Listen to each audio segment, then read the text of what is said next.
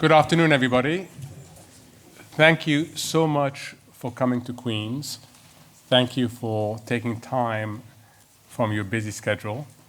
We really appreciate you being here. I'm Mohammed El-Erian, and I'm wearing 3 different hats in my introductory remarks. My first hat is that I am and have been really interested in the insights of behavioral economics, and in particular, in how behavioral economists can make things better, can improve well-being. So I'm absolutely delighted that we have 2 of the very best in the field with us today. And I will introduce them both. Professor Cass Sunstein is a Robert Walmsley University Professor at Harvard, and is the founder and director of the program on behavioral economics and public policy at the Harvard Law School. He's had an amazing career, and he's basically done it all. He started out as a law clerk in the Supreme Judicial Court of Massachusetts and at the Supreme Court. He then worked at the Department of Justice. He then spent 2 decades at the University of Chicago before moving to Harvard in 2008. He is among the most cited and most read scholars worldwide. That's his academic side. Then there's his policy side. From 2009 to 2012, under President Obama, he was the administrator of the White House Office for Information and Regulatory Affairs. And his job and that of his colleagues was to improve regulation in practically all policy fields.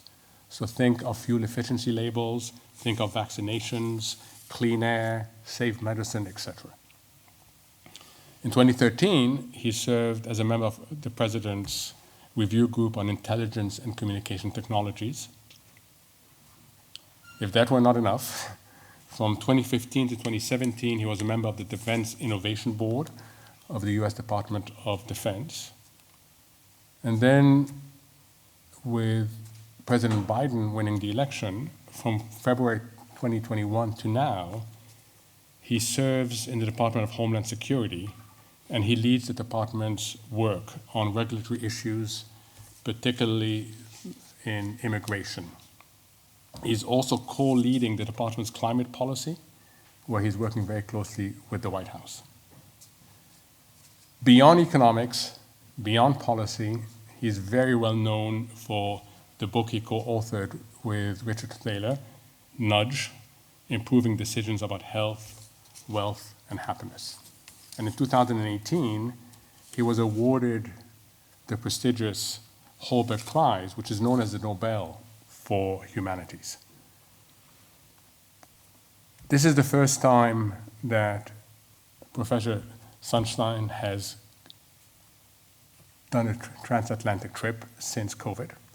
And we're absolutely delighted that he decided to come to England and to Cambridge. He will be working closely with the Institute, and his counterpart will be our second expert, Professor Lucia Reisch. I was at a meeting yesterday when someone talked about Lucia and how important her arrival in Cambridge has been this year. And that person said it had to be her when it came to someone taking up the important behavioral economic roles at Cambridge. She is the professor of behavioral economics and policy here at Cambridge, and she's a professorial fellow at Queens. She came to us from the Copenhagen Business School, and like Cass, she has a very rich academic and policy career. She's very well known for her work on behavioral public policy, sustainable consumption, think energy, food, health. She has been and is a principal investigator in several large EU projects. She was an advisor to Angela Merkel, the former chancellor in Germany, and she works with the OECD, the European Commission, the World Bank, and UN bodies on sustainable consumption issues. And she is highly respected for applying academic insights to real-world challenges. including climate change. We have them both with us, and I'm thrilled that they are here. My second role is to say why it's important for Queens to host people who make economics more relevant, more multidisciplinary, and more impactful in improving people's lives. As many of you know, Queens is very proud of its reputation as a college that values and pursues academic excellence in the context of a friendly environment that promotes diversity, that promotes inclusion, that feels very strongly about access and participation. We pursue those goals because we think they are central to a vibrant intellectual community. And part of the thing we're doing more of, and I see here other people from Queens that have joined us recently, is try to promote multidisciplinary approaches to solving real-world problems. For many, Queens has been transformational. I've experienced it. I was here as a student, and Cambridge and Queens changed my life. And I'm just thrilled that we're able to bring such incredible people. The third and final hat I'm wearing is the one that I'm least comfortable about. But I have to talk about it because my name is somewhere on here. So my family and I are privileged to be supporters of behavioral economics in Cambridge. And let me tell you why we became supporters of behavioral economics. It's two very simple reasons. Just after the global financial crisis, it became evident to me that policymakers were hostage to misframing. They were hostage to blind spots. They were falling in all sorts of behavioral traps. And the result of that were policy outcomes that were less beneficial than should have been to many people. So there was a clear need to try and do whatever can be done to enhance research on behavioral issues and to apply it to policy. The second reason is because Cambridge is such a special place for multidisciplinary activities. We have the most amazing departments and faculties. And if someone like Lucia Reisch could come to Cambridge and be the catalyst to unleash this massive potential, it would be incredible. And with the base at the Judge Business School, and I want to thank Professor Mauro Guilan, the Dean of the Business School, for making that possible, I think that we have in place all the ingredients for something very exciting. It is early days, and there's a lot of work to be done, but I'm certainly very excited. So I thank you all for being here, and I'll ask Lucia to come up, please. Thank you.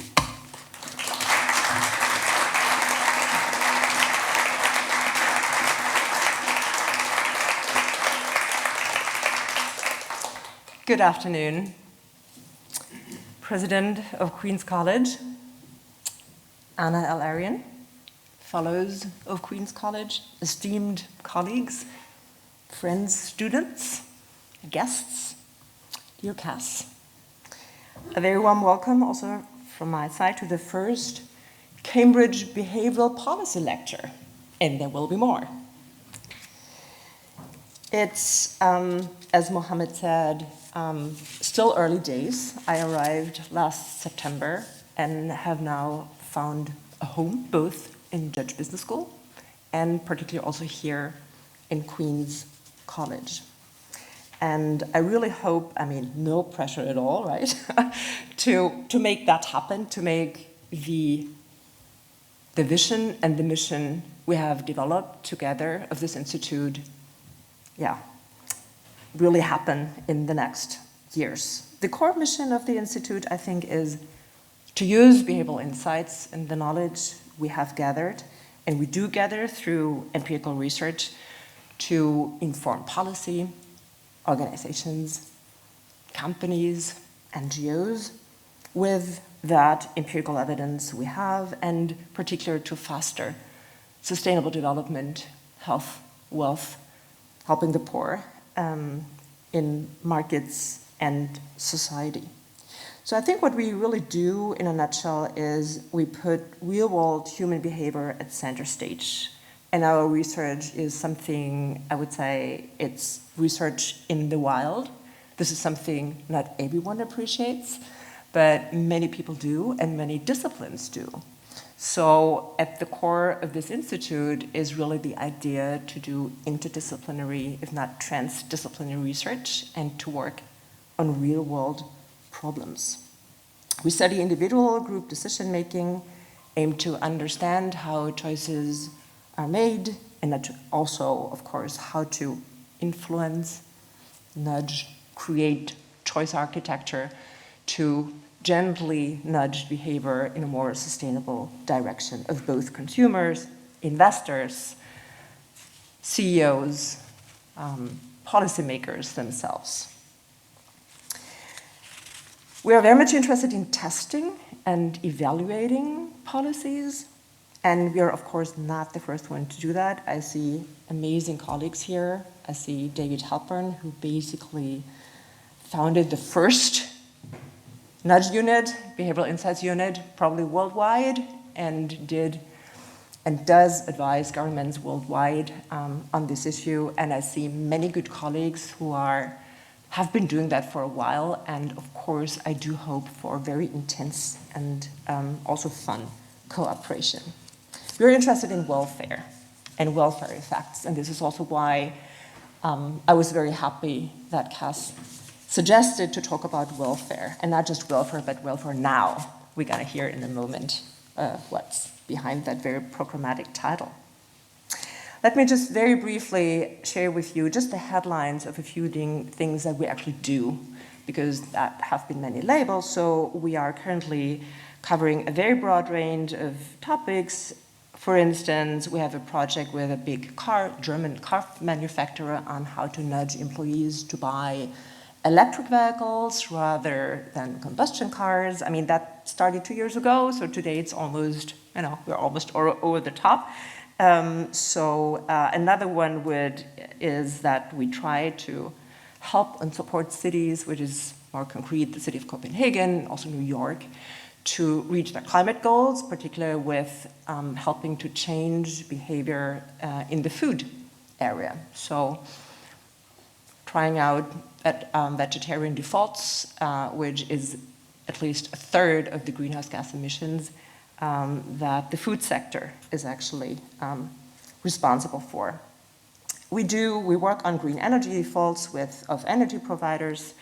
I have been done quite a lot of work on behavioral aspects of pandemic relief and post-pandemic behavior, and together with the International Science Council.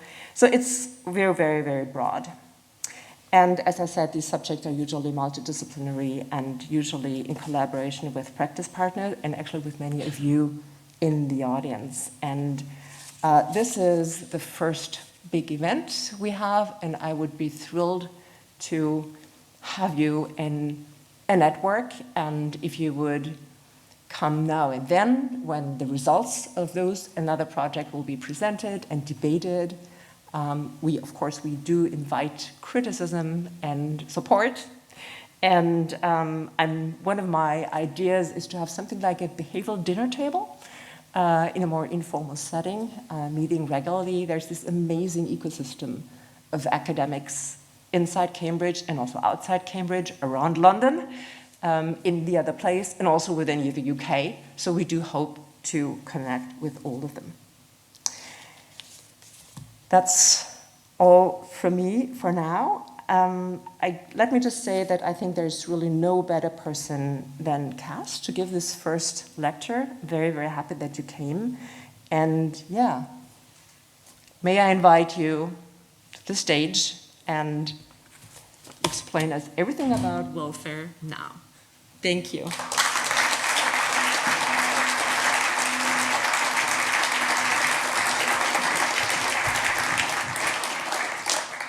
I am so grateful to be here. Thank you to President El-Erian. Thank you to Professor Reisch. Thank you to Anna. Thank you for the extraordinary personal generosity and kindness over the last few days. But stepping back from that, the reason the last days for me have been awesome is a combination of two things. The first is, are you aware that this is probably the most beautiful place on the planet? Do you know that? So to walk through these buildings, to be at Queens, to be on the street, where you see a building of such extraordinary majesty and elegance with something that is eye-catchingly modern and usable right there. There's nothing like that. So the inspiringness of the aesthetic is beyond words. The second thing is that at times when the world has faced a research need or a practical need, at least in the last 150 years, probably going back much further than that, Cambridge has been there. It might be a question of economics. It might be a question of psychology. It might be a question of physics. Cambridge has been there. And the world faces many, let's say, challenges right now. Have you noticed? And in the midst of those, the El-Erian Institute is already a beacon that many of us are looking at with gratitude and excitement, and with a thought that the future is brighter for our species because of that. But there's a third reason, actually, that dots the fact that this has been an extraordinary moment for yours truly, which is, have you noticed that there are ghosts who actually walk at Cambridge? Have you noticed that? We're not going to say they're literal ghosts, but they are with us and they're not living. Their names might be Ludwig Wittgenstein or John Maynard Keynes. You can take your pick, they are here. And I want to pay tribute to one of those ghosts, Frank Ramsey, who died at the age of 26, who was in his early mid-20s in a kind of pitched battle at Cambridge with Wittgenstein in particular, but not only Wittgenstein, about the nature of truth and the way to think about welfare and such. Wittgenstein had argued in the Tractatus that what was necessary to figure out was whether something corresponded to a fact, and if it did, then we could say something about truth. But Wittgenstein said if it didn't correspond to a fact, then there was nothing that could be said. And that's the last line of the Tractatus, whereof one cannot speak, thereof one must be silent. Frank Ramsey Young spoke at the group called the Apostles, and there's fire in these remarks, and I think the human spirit is captured in these remarks. And he's speaking almost mano a mano to Wittgenstein, in some ways his teacher, and in some ways his hero. And here's what young Ramsey said. In time, the world will cool and everything will die. But that is a long time off still, and its present value at compound interest is almost nothing. By the way, Ramsey did the foundational work on discount rates, so he knew what he was talking about. Nor is the present less valuable because the future will be blank. Humanity, which feels the foreground of my picture, I find interesting and on the whole admirable. I find just now, at least, the world a pleasant and exciting place. Now going right at Wittgenstein. You may find it depressing. I am sorry for you, and you despise me. But I have reason, and you have none. You would only have a reason for despising me, if your feeling corresponded to the fact in a way mine didn't. But neither can correspond to the fact. The fact is not in itself good or bad. It is just that it thrills me but depresses you. On the other hand, and here's the kicker, on the other hand, I pity you with reason, because it is pleasanter to be thrilled than to be depressed, and not merely pleasanter, but better for all of one's activities. That's my epigraph. As of about 11 a.m. this morning, I had a lecture, but in the last hours, I've converted it into a book. It's not that long a book, don't be terrified. It's a short book, and it has 4 chapters. Chapter 1, now you've heard the epigraph, is called What Matters. And chapter 1 starts, as you're about to see, I'm not lying, with 3 stories. They're not exactly stories, they're more like data, but they're data that counts as stories. Here's the first data story. Let's coin a term. It involves things called home energy reports, in which you get reports, it's a nudge, about how much your energy use compares to that of your neighbors. Maybe you've gotten such home energy reports.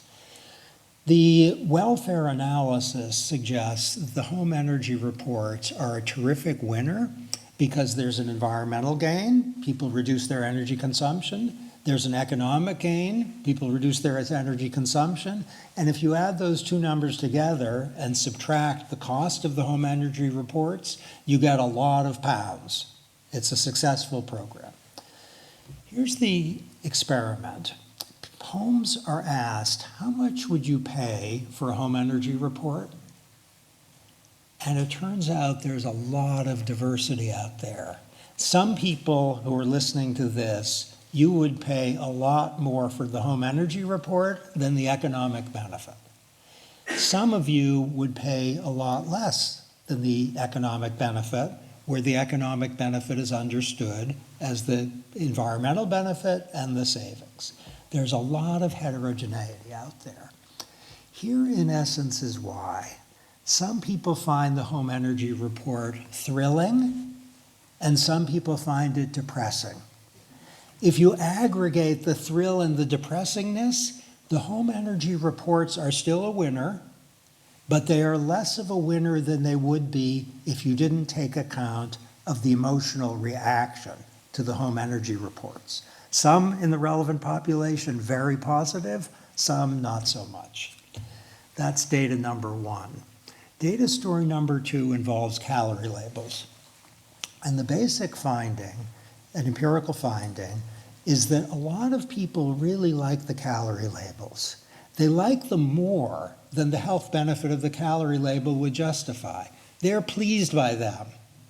But, and if you're following me, you're not going to be surprised to hear, a lot of people don't like the calorie labels. They think, I don't want to know how many calories are in the delicious brownies that I want to order. And they would actually pay something not to receive the calorie labels. On balance, the calorie labels are looking pretty good on human welfare grounds in the experiment. But there's a large chunk of the population that are net losers, and those net losers are people who actually have self-control problems. Those are the people for whom the calorie labels are intended. It's a puzzle there. Okay, the third story data is, I confess, my favorite, and it's slightly less simple, and it's really recent. The question is, why don't people save for retirement?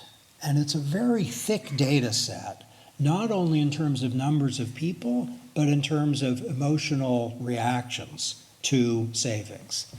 And what's basically uncovered is the following. A lot of people who don't save money for retirement are very anxious about today and really optimistic about tomorrow. The reason they don't want to save is they have short-term anxiety about their economic situation, and they have long-term optimism, both about how their economic situation is going to be and about how they can deal with an absence of retirement savings, say, a year or 2 in the future. Now that's I find intriguing, and from the standpoint of policy, it's very challenging. Because if you have short-term economic anxiety and long-term optimism, you're going to have that today, maybe tomorrow and the next day and the next day too, and then you're going to be old and poor. So there's a policy opportunity there, I think. What do we do about that? The lightly suggested idea in the paper I want to think hard about, which is give people an opportunity to set aside money for retirement that is liquid. They can get it, but it's a set-aside sum, and take that as a kind of transition path to long-term savings that would be supplemental to Social Security, et cetera. The basic upshot is the behavioral finding of short-term anxiety and long-term optimism is suggesting that the emotional reaction to an economic opportunity, saving money, is really important for behavior, and this bears on calorie labels and home energy reports as well. Okay, what I want to argue for is three propositions. First, behaviorally informed interventions might have positive effects on people's subjective well-being that are easy to ignore. People might have a bright smile when they see, for example, a home energy report or a calorie label, or if not a bright smile, basically a nod of assent. Second, the opposite might be true. They might dislike these things, and that would affect the efficacy of these things and also affect people's well-being, even if the things are, on balance, effective. Third, we might want to know a lot about how behaviorally informed interventions affect members of different social groups.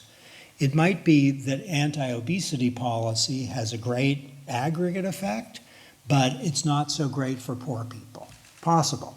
It might be something is terrific for men and not terrific for women, and it's very important to have an account of distributional impacts.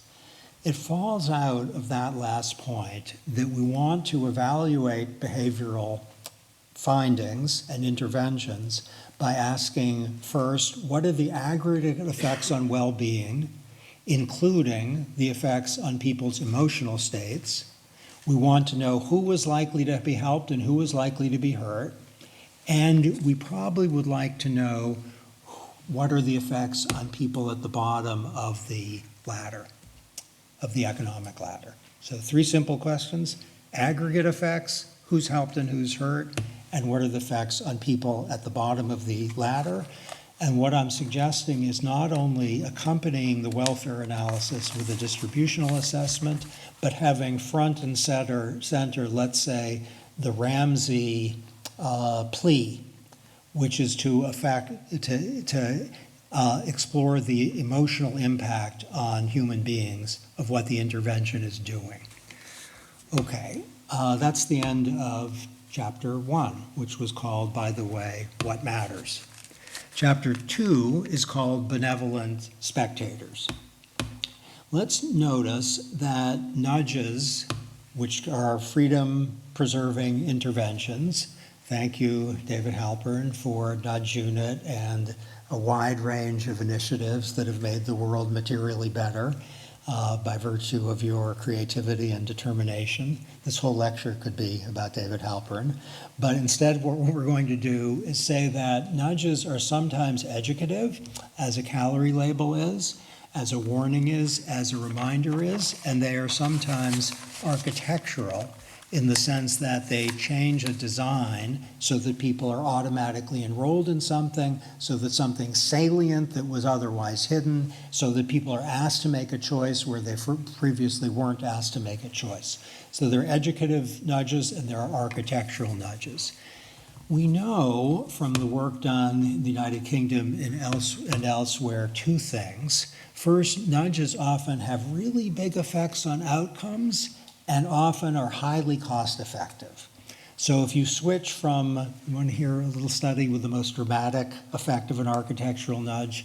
Here's a crazy effect of an architectural nudge. parents in Washington, D.C. were asked to sign up for an educational technology which really helps their kids get better educated. It's a big impact technology by going to the website and clicking. Guess what percent clicked? You're right. We have a machine here that finds the median answer among this audience. You're right, it is 1%. That's pathetic. That's extraordinarily pathetic. The intervention, behaviorally informed, the nudge, was to make it much simpler. So you don't have to go to a website, you just get a little text message saying click yes, and then you'll be in. Now, what do you guess the percentages that are going to be in this, which has a very material impact on educational outcomes like grades and absenteeism, et cetera, for kids? The percentage went up from 1% to 8%. Now, we could say, wow, we've multiplied, I was a literature major, but I think we've increased it by 800%. Is that approximately correct? That's amazing. But 92% of parents aren't benefiting.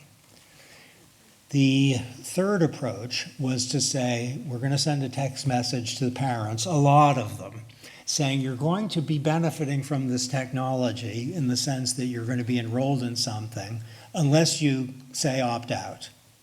Guess what percent opted out? Really close to zero. The percentage of participants ended up being around 95%, maybe a little higher than 95%.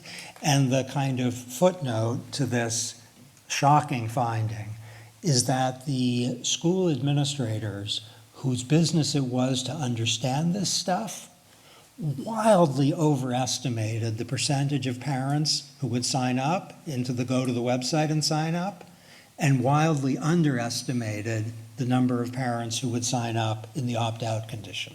So the experts didn't understand human behavior.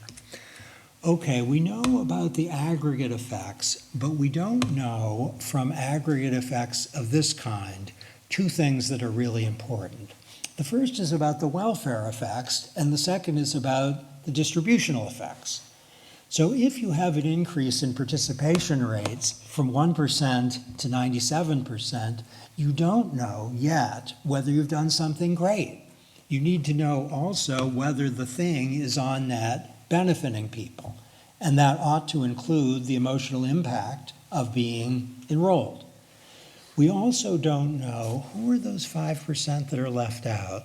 Because it's so small, it's unlikely that we're going to weep if we find out any particular answer to that question, but it wouldn't be shocking if we are stirred up when we learn who those 5% are, and that might make us think, as they said in the movie Apollo 13, Houston, we have a problem. You know that movie? It was good, Tom Hanks, yes? Okay, so Houston, we have a problem if we don't have clarity on the welfare effects. So, on to chapter 3. Let's hold off on chapter 3. Let's stick with benevolent spectators. We need welfare criteria, and John Stuart Mill offered the core of an argument for a utilitarian welfare function. And what makes this a stunning passage is that it's one of the few times Mill, I think, invoked Christianity in a way that was, in some deep sense, committed to it. And he's, as you're about to see, wedding utilitarianism and Christianity and declaring that's not an unlikely marriage. I must again repeat, Mill wrote, what the assailants of utilitarianism seldom have the justice to acknowledge, that the happiness which forms the utilitarian standard of what is right is not the agent's own happiness, but that of all concerned. As between his own happiness and that of others, utilitarianism requires him to be as strictly impartial as a disinterested and benevolent spectator. In the golden rule of Jesus of Nazareth, we read the complete spirit of the ethics of utility. To do as you would be done by, and to love your neighbor as yourself, constitute the ideal perfection of utilitarian morality. Okay, that's a good foundation for thinking about the welfare question, but it requires us to answer two questions. One involves the currency, and the other involves distribution. So let me say a few words about this and the benevolent spectator thing, currency and distribution. For currency, we need to know what we're talking about. Are we talking about money? Are we talking about utils? What are they? Are we talking about welfare units? What are we referring to? Is happiness or life satisfaction or pleasure and purpose a thing, or is it a bundle of incommensurable goods? Ought we to use willingness to pay, as economists like to, as a measure of what people care about? Of the various candidates, the most administrable is willingness to pay. You can work with that. But money is not valuable for its own sake. It's valuable because it's a proxy for something that is. In many cases, it's good or good enough. If people are willing to pay a lot for something, we can have some confidence that they benefit from it.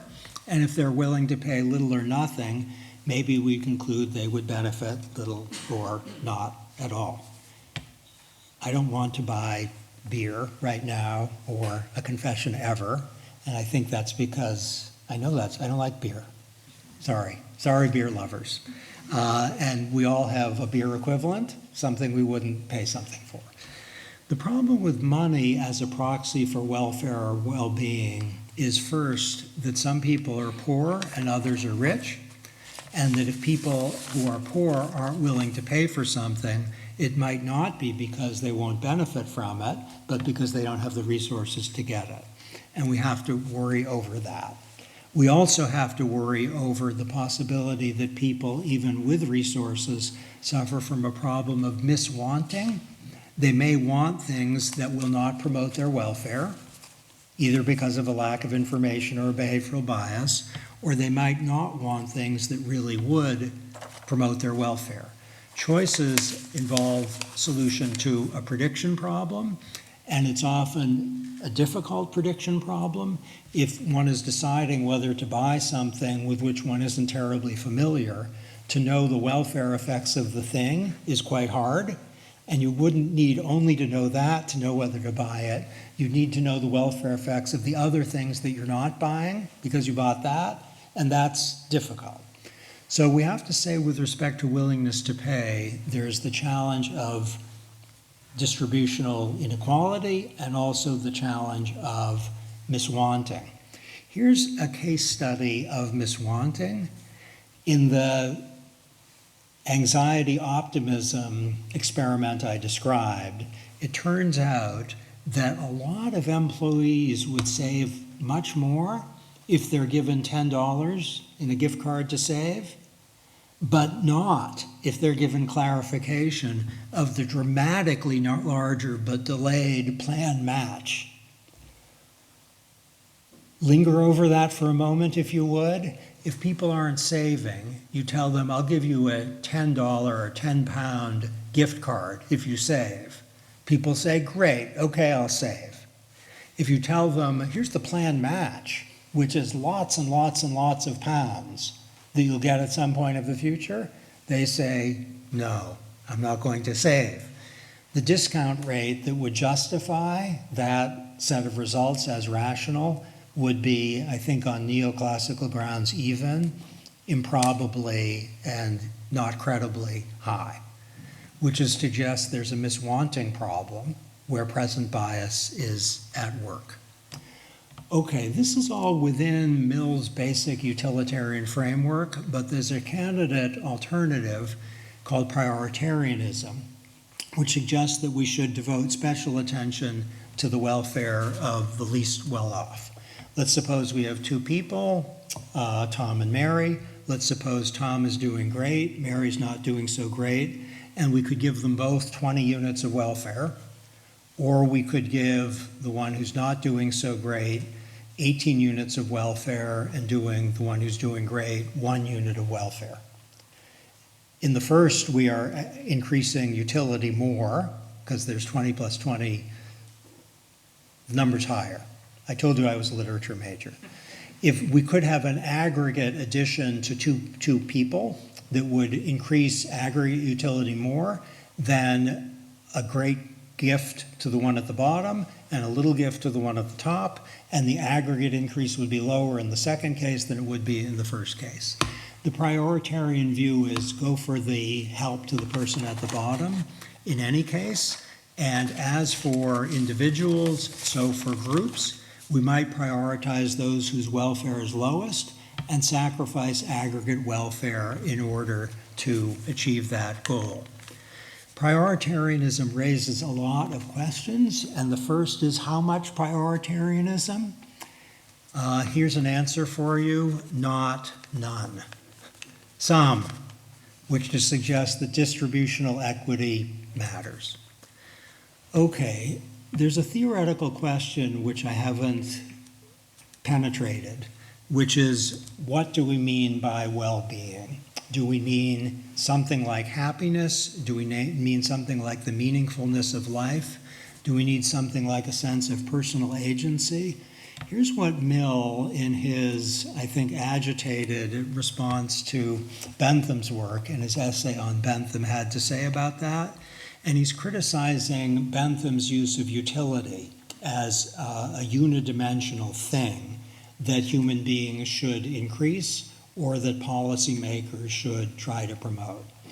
And what Mill says with evident agitation, nor is it only the moral part of man's nature, in the strict sense of the term, the desire of perfection or the feeling of an improving or an accusing conscience that Bentham overlooks.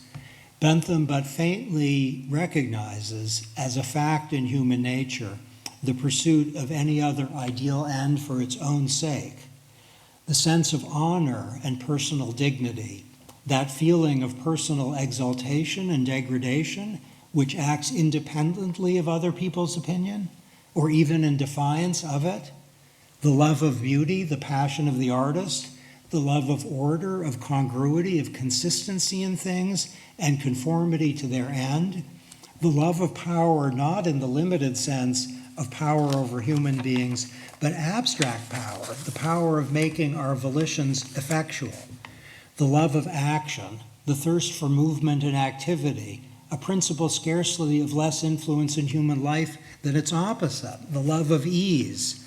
Man, that most complex being, is a very simple one in Bentham's eyes. Let's follow, shall we, Mill? Not have a crudely hedonic conception as of well-being. At a minimum, everything that people do care about. We might want to add everything that they should care about, but be very careful about imposing our own conception of what that is. Okay, I've been abstract now, and I'm going to try to bring it down to earth. And my inspiration here is John Rawls, who has in an unpublished manuscript, it's tragic that he never published the footnote, he agitates over questions of this level of generality, and then writes in a footnote, we post a signpost here, no deep thinking, things are bad enough already. And so the title of this chapter, chapter 3, is No Deep Thinking Here. Sometimes we can make a lot of progress in knowing whether a behaviorally informed intervention increases aggregate welfare without having to answer hard philosophical questions. I've given you an example. If it's the case that over 90% of parents are enrolled in an educational technology that helps their kids get better educations, we can take it to the bank that that's a really good thing to do. If there's an initiative that ensures, through David Halpern's good work, let's suppose, that 5 million children get free school meals to which they are legally entitled that they would otherwise not receive, it would be really hard to argue that we haven't increased welfare. Similarly, we can imagine cases where there's a challenge. If people are automatically enrolled, let's say, in solar energy, and there are meaningful reductions in greenhouse gas emissions, but let's stipulate higher prices for energy, leading to welfare losses for them, we are going to have to puzzle over both the distributional effect and the aggregate welfare effect. It may be that we'll be able to tell pretty quick that the greenhouse gas reductions are really large, and that's a fantastic benefit, and the incremental economic cost is really low, and that on welfare grounds is not going to damage our initiative. We might think that there's something we can do to help people at the economic bottom of the economic ladder who are distressed or damaged by the increased cost of electricity.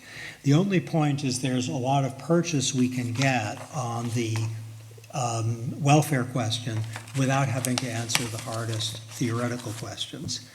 One thing we do know that I think deserves more attention than it's gotten is that many behaviorally informed interventions turn out to be more rather than less desirable once we disaggregate their effects. One study shows that architectural nudges that make participation simpler or more automatic, and I'm quoting here, dramatically reduce barriers that contribute to inequality.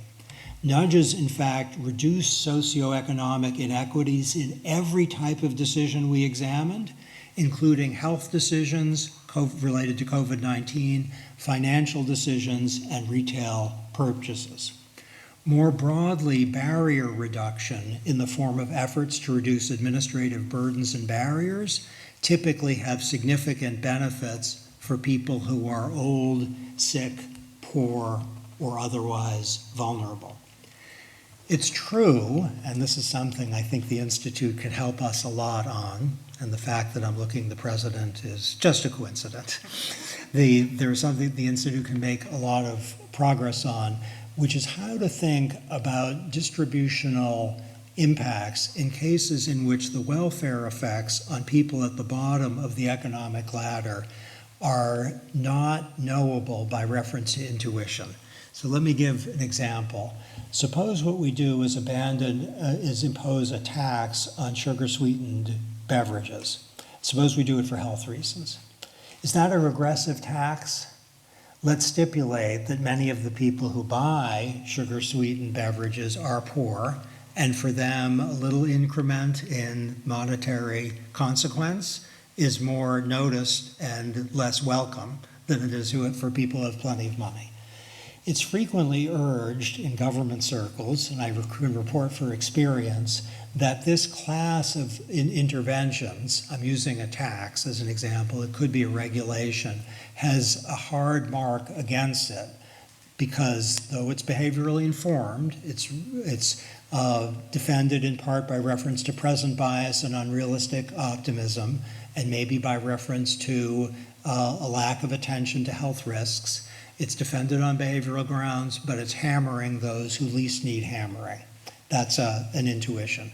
But let's pause over whether that's straightforwardly the case.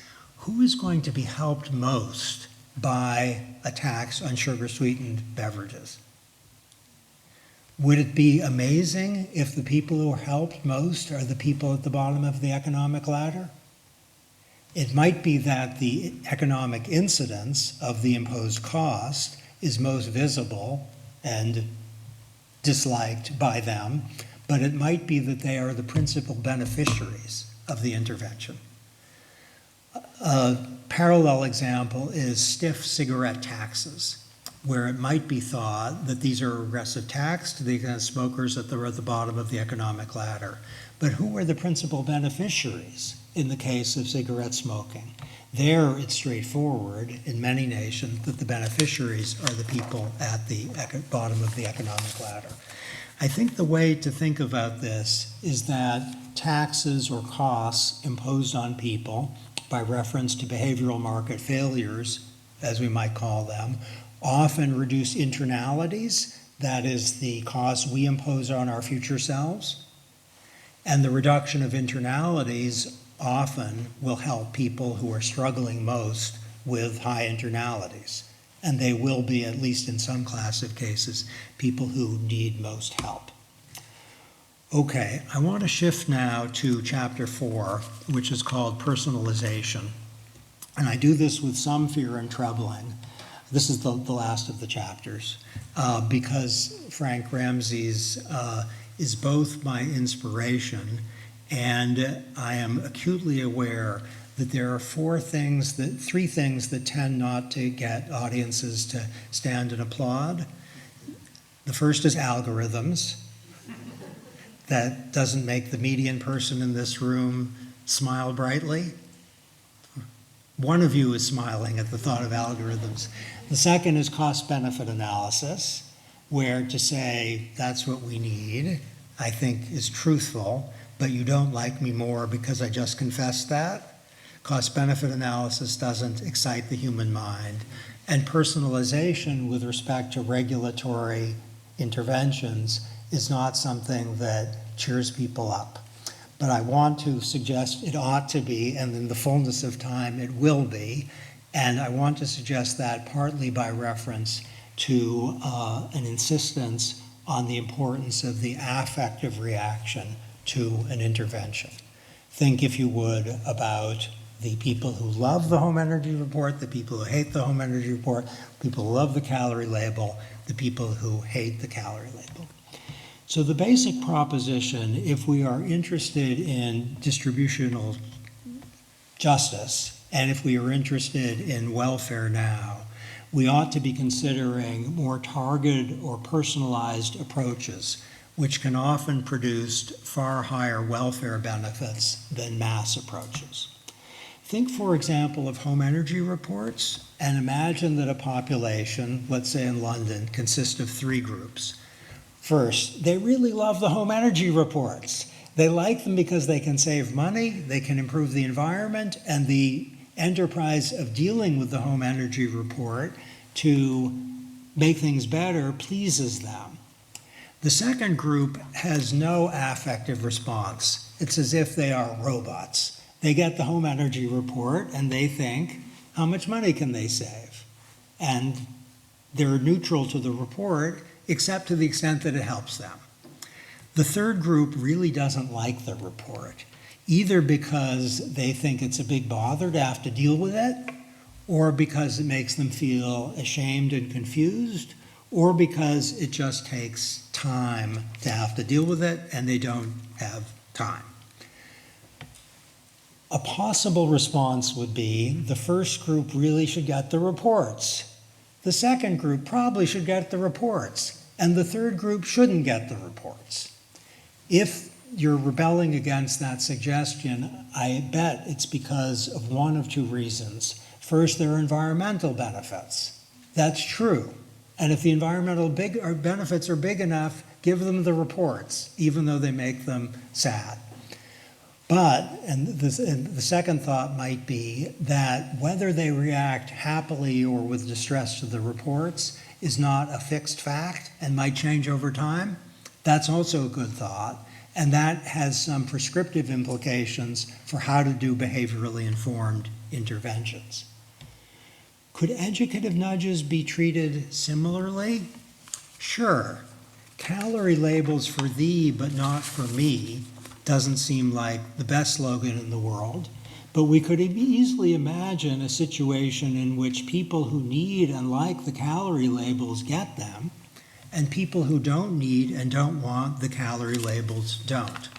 Can I give you an empirical puzzle which might vindicate the plea for personalization? The empirical puzzle is, Lucia and I have done research on both whether people want calorie labels for their own meals and about whether they want governments to require calorie labels. Here's the puzzle. Very strong majorities in every nation we tested, and we tested about 17, they want a law requiring disclosure of calorie labels. That's a really popular initiative. 43% of people in many countries personally want calorie labels. It's a puzzle, yes? People want the law, but a majority doesn't want calorie labels for themselves. Why don't they want calorie labels for themselves?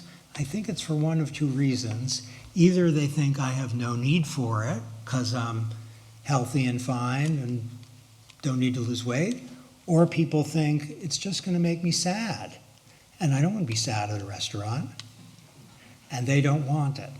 Okay, whether or not we honor their political preference, or instead their consumer preference, let's call it, let's just notice that for many things, it is increasingly possible to provide beneficial behaviorally informed interventions for people who need and want them, while not providing them to people who don't need and don't want them.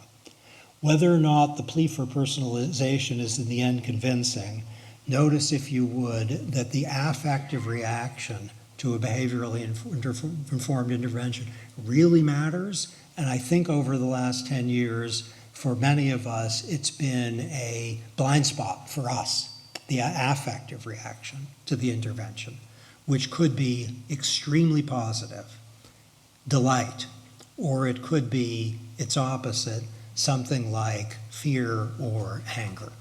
So I didn't plan to do this, but I think what I'll tell you is the kind of beating heart of the argument I'm making now, which is insufficient attentiveness, including on my own part, to the affective reaction that recipients of nudges have, which are in many cases much more upbeat and enthusiastic than anyone anticipated, but it's never been measured. Where you put a fuel economy label on, and people come into the dealer or talk to some public official at some point and say, "Thank you for doing that," which is either about their moral commitment or about their economic need. And who knew that that would be the reaction? Or people will see an energy efficiency label and think, did I really need to see that? I just want to buy a refrigerator. I don't want to be thinking about climate change. And whether that's a sufficient objection to the energy efficiency label, that person's day has become worse as a result of the energy efficiency label, and that matters. Okay. Back to the three big questions with which I almost began. What are the aggregate effects on social welfare? Let's focus on that. Let's not ask only, have we increased participation rates? Is it cost effective? We may have increased participation rates by 20%, and the social welfare effects might be phenomenal because a lot of people aren't going to die. We might have a cost-effective intervention where for £1 in costs, we've produced 50 pounds in benefit, but the total number of pounds in net benefit is 98. That's good. It's not great. Let's not ask cost-effectiveness. Let's not ask participation. Let's ask the welfare question. Let's ask who is likely to be helped and who is likely to be hurt, and to focus like a laser on that. It might be a nudge or a behaviorally informed intervention that makes the air cleaner in London or Beijing has particular benefits for people who are really hurting, maybe because they're old or sick or frail in some way. Maybe it has costs on balance for people who aren't, and maybe once we disaggregate, we'll say this is a great thing to do. And what are the expected effects on the least well-off? You need to know that. For all of these, let's focus on how interventions make people feel. If they are scared or sad, the interventions might be worthwhile, but maybe they can make people feel happy or in control instead, if we design them right. Fear appeals sometimes work, but they make people's days and weeks worse, even though they make their lives healthier and safer. We want interventions to work in part because people are pleased to receive them, and in any case, and in more fundamentally, they are kinder. Okay, over the last 10 years, and even preceding the creation of this institute, there have been phenomenal and I think unanticipated success stories from behavioral economics. things that outran the expectations of those who founded behavioral economics. Energy efficiency requirements for refrigerators and clothes washers and clothes dryers are producing massive environmental benefits, but also saving consumers a lot of money. Fuel economy requirements in Europe and North America have had the same effect. Vision Zero, often the name for road safety initiatives, say such things as, and this is a quote from one of the government descriptions, "It is human to make a mistake, but mistake should not cost a person's life or health." And there's a treasure trove of behavioral biases behind that statement. Inertia, limited attention, optimistic bias, present bias. Much effort is being put into designing the transport system so that accidents will not lead to serious consequences. Beliefs have utility. If we have a belief that makes us feel safer or more fortunate, then our day is going to be better. If our belief makes us feel powerless and at risk, then we're going to be sadder, independent of the behavioral consequences of that. This is a plea for a conception of welfare now that puts the utility of beliefs in the center of the picture, both because that's kind to do and because that's a recipe for more effectiveness. The questions I'm asking about welfare, about who's helped and who's hurt, and about what happens to those at the bottom, should, I suggest, be the foundation not only for evaluation of behaviorally informed regulation, but also for evaluation of public action broadly. The reason is straightforward. It is pleasanter to be thrilled than to be depressed, and not merely pleasanter, but better for all of one's activities. Thank you.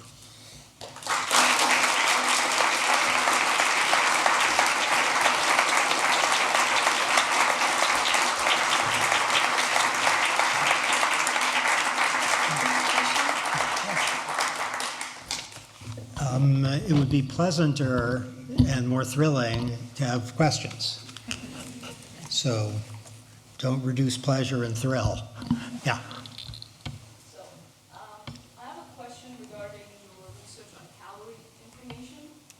So, while calorie information has been known to have some effect on reduction in the consumption, how do you measure the scope of the welfare of the intervention? Because you could have and you do have a side effect of eating disorders going up. People that are prone to eating disorders who are also the ones that actually might benefit from the calorie intervention. So how do we decide the scope, and more importantly, who decides that obesity is more important than mental health, or mental health is more important than obesity? Okay, that's fantastic. So let me say a little bit about the real world of calorie labels under the Star-Spangled Banner, where under the Obama administration there was discussion of calorie labels at restaurants and maybe at movie theaters. And the White House consensus for the proposal was yes, restaurants, not movie theaters. I was on the other side. I thought movie theaters should be included, but I was overruled by those who thought we didn't have the data. The evidentiary support wasn't adequate, and that was a fair point. So I urge, why don't we have a proposal, just movie theaters, but have an alternative for movie theater, just restaurants, have an alternative for movie theaters, and ask for public comments. So if the data comes in, we'll go for the movie theaters too.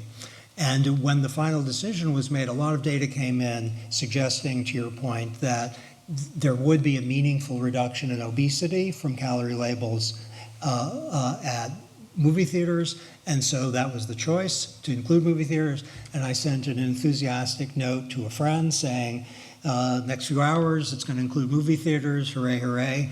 And the friend sent me a 3-line note right back: Cass ruined popcorn. That was a brilliant note, wasn't it? It was suggesting there's a world of thought behind that, meaning that your experience of the movie, Star Wars is the best movie of all time, yes? Do we all agree on that? The Empire Strikes Back is the best movie of all time. So you're at Star Wars, and then it's amazing, and you hear the music, and it's new, and it's even going to be better than the first trilogy, and then you're starting to eat your popcorn, and you know how many calories. It's ruined. It's terrible. So there's the hedonic effect, and then you're raising more fundamental points where if people get anxious or have eating disorders, that is a negative welfare effect. So I love the direction of your question, and the thought is that we have to have a full-on welfare analysis. So if I'm going to be kind of crudely utilitarian here, if you get a lot of people a lot healthier, meaning not just that they have less weight, but they don't get sick or die, that's really positive. If you have one person in a population of 200 million whose eating disorder is compounded, that's not good, but it doesn't outweigh the other.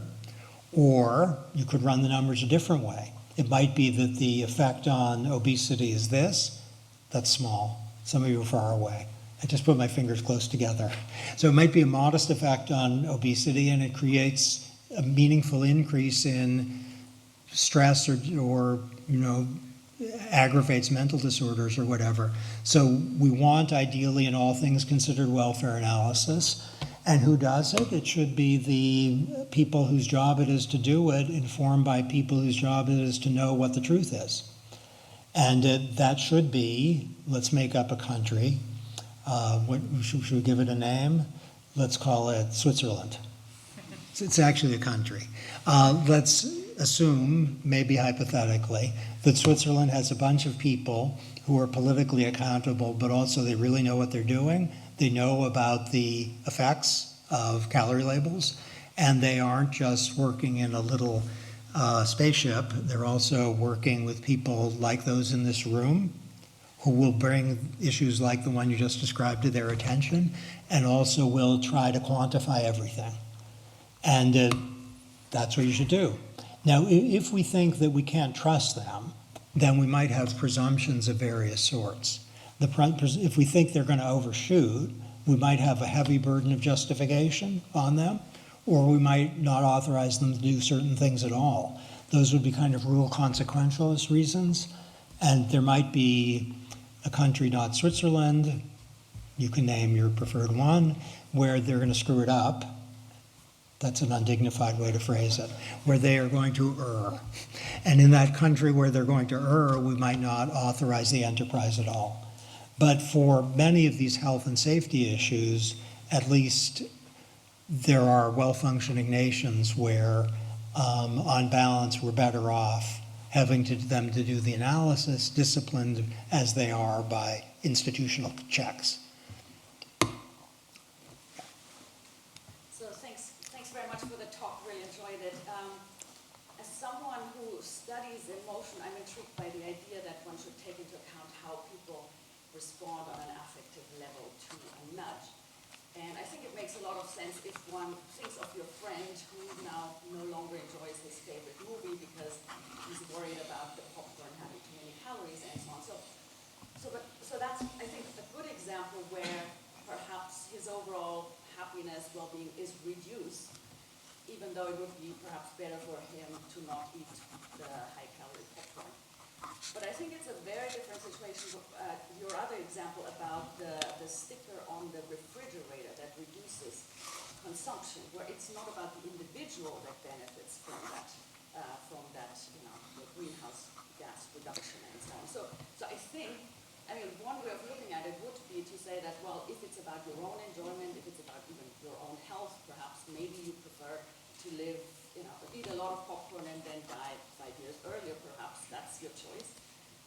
And so your overall happiness would be maximized, perhaps. But if it's about you feeling slightly, displeased, or it's not pleasanter to see that label on the refrigerator, perhaps one should say, well, that's just too bad. We're going to ignore your feelings for this because what matters is the greater good. Yeah, it's a fantastic question. I'm not sure everyone heard it because it's theoretically deep and it also is intensely practical. And for those of you who are interested in applications of behavioral economics, one reason it's a deep question, and I'll get to explaining it for those who didn't hear it, is it bears both on the evaluation of what to do, and I think really intriguingly, and I'm looking at Mr. Halpern here, is exactly how to do it. So if you do something that reduces an externality, but makes people feel mad and intruded on, then the likelihood that it's going to be effective is reduced. That they see a label, they learn about an externality, they feel accused or belittled or diminished or looked down on, then they might say that label is Satan's label, and I'm going to just go buy the energy inefficient one, despite them. Okay, but let's get a little more textured. The question suggests you might have an energy efficiency label that is designed to protect the environment, and you might have an energy efficiency label that's designed to protect the consumer. A secret for you is in Europe and the United States and Canada, that level of stringency that we observe in energy efficiency requirements now, not labels, is very hard to defend solely by reference to externalities. That if you look at how much does it cost in terms of making the refrigerator more expensive, what are the environmental benefits, and you look just at those two, it's going to be very hard to defend the level of stringency we observe. Not hard to defend a regulation, easy to defend a regulation, but the regulations that we deserve have a tough empirical justification. Are you hating this point? The point just means if you make, to simplify, if you make a refrigerator much more energy efficient and they each cost 400 pounds more to buy, and the increment in increased energy efficiency is tiny, tiny, tiny, then on environmental grounds, the benefits aren't going to justify the costs. And while it's not as extreme as that in Europe and North America, at least last I looked, the basic story is as described. Then why do some of us love the energy efficiency requirements? And I love them dearly. It's because consumers are saving a ton. So if you add the consumer benefit to the environmental benefit, that is greater than, like a lot, the cost. But you have to kick in the consumer benefit. Now, on neoclassical grounds, including the consumer benefit is an error and sacrilege. Because, you see why? Because the consumers can buy an energy efficient refrigerator if they want. Why mandate an energy efficiency standard? Why do that? And the behavioral response is, well, consumers are human, they aren't calculating machines, and the energy efficiency of a refrigerator over 10 years looms less large in their assessment than it would if they were calculating machines. So they end up getting something from which they are net beneficiaries. And this is true for many safety and health things as well as economic things, which is a long way of saying I agree with you that if the energy efficiency label were justified solely on harm to others grounds, then the fact that it made consumers sad wouldn't be a decisive reason not to do it, unless it made them really, really, really sad and the externality was really small. But if it makes them a little sad and they reduce the externality, still do it. But in the case at hand, the energy efficiency label and the energy efficiency standard are designed in significant part to help consumers save money. They are often discussed in exactly your terms as reducing externalities, but that's not true to the actual case. Like an anti-pollution regulation is just about, typically, reducing pollution. That's an externality case. But energy efficiency and fuel economy, it's about consumers as well as the environment.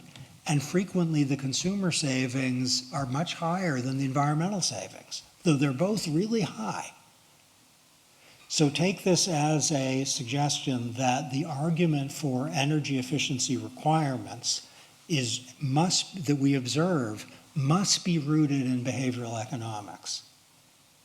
that the ones we'd observe rooted in neoclassical economics would be much weaker than what we observe.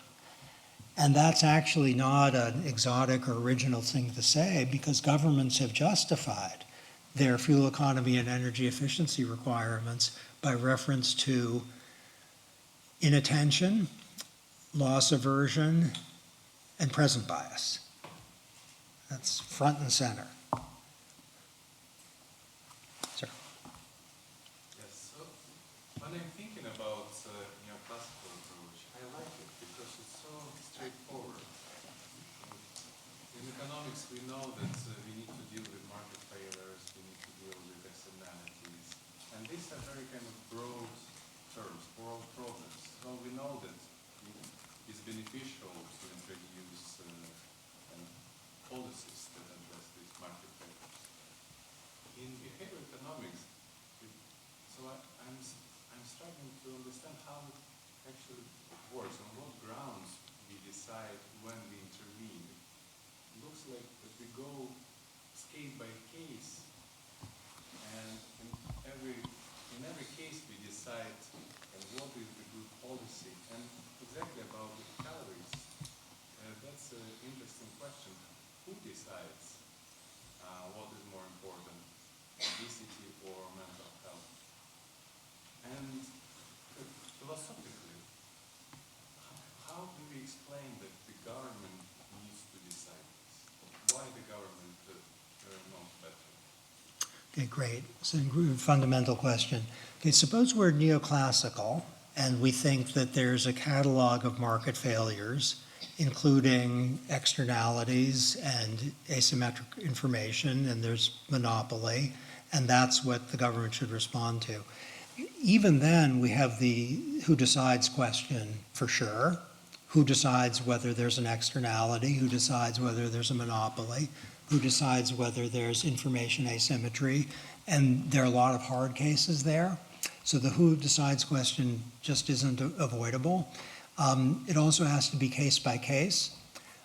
Is some function here a natural monopoly or not? That's not going to have obvious answers in all cases. The concept of externalities is itself vexed. Even in cases in which it's not vexed, the assessment of how to measure, let's say, a positive externality and a negative externality is occasionally challenging, and the government has to do it unless we want to say on rule utilitarian grounds we won't allow governments to do certain things. But to say on rule utilitarian grounds we won't allow governments to control externalities, been there, done that, didn't work so good, so we wouldn't want to do that. So what the behavioral economists add is a set of market failures which were not dreamt of in the neoclassical philosophy, though were dreamt of by Adam Smith and John Maynard Keynes. So they are availability bias, where risk perception might be skewed because people are complacent about risks that haven't come recently and really fearful about risks that have come recently, too much so. And present bias, which would suggest there's a improbably and indefensibly high discount rate. And I gave you some data, I think demonstrative of present bias. 90% of people believe they're safer than the average driver. 94% of university professors believe they're better than the average university professor. 100% of people believe their sense of humor is better than the average sense of humor. That's because they know what's funny. And while that doesn't make a market failure, if you can show that people are, let's say, not purchasing flood insurance, and then you ask them, why aren't you? And they say the risk of flood is 1 in 20 million, when in fact the risk of a flood is 1 in 200, then there's either an absence of information or possibly optimistic bias. And these are testable hypotheses. A behavioral approach would not say we have a hypothesis of a behavioral bias and then declare victory. Figure out, do we? And if we do, then what are we going to do about it? And the welfare question is, would the intervention we're discussing make things better rather than worse? And that's what I'm trying to focus on. So it could be that we declare behavioral biases off limits as a category of foundation for government response. But the analysis of human well-being that would defend that very ambitious conclusion, not sure how we defend that. I mean, there are people who've thought in the case of externalities, we shouldn't have government fix them because private organizations can. Sometimes.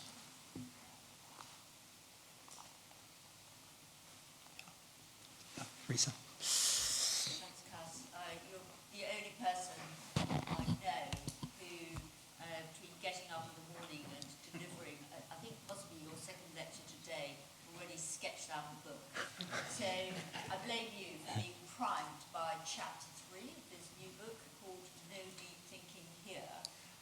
So I haven't formulated this terribly well, but I'm thinking at the moment, we know about carbon emissions, we've known about them for a while, they are going up globally. Obesity, I don't think any country has managed to stabilise or reverse rates of obesity. Childhood obesity rates are just going up and up and up. I don't know about the US, but the latest figures in the UK show that not only are they going up, they went up 5 percentage points in the last few years, and the gap between the rich and the poor is just getting bigger. It's tough to be able to design and generate evidence on interventions that change behaviour. You're suggesting to us that, okay, it's overt behaviour, but let's think about cognition and emotion and, you know, weave that into some welfare function. Is it that, this is a false dichotomy, is it that you think we're not making progress because we focused on the behaviour too much and not thought about these other components? Or is it something else? Or is it that you're suggesting taking childhood obesity, actually maybe that is not the problem that we should be solving? Okay, great. So I guess I think that the fundamental questions in the domains that you're focusing on involve health and mortality. So if you have an intervention... Mental health of children, Yeah. because being obese for a child. Yeah, no, so I'm qualifying my paper right now by saying, but I'm going to get to it's why I am exploring this. So if you have an intervention that reduces obesity by a non-trivial amount, that's good, though it's also important to think, is it going to hurt people in various ways, even bracketing my point about the emotional impact.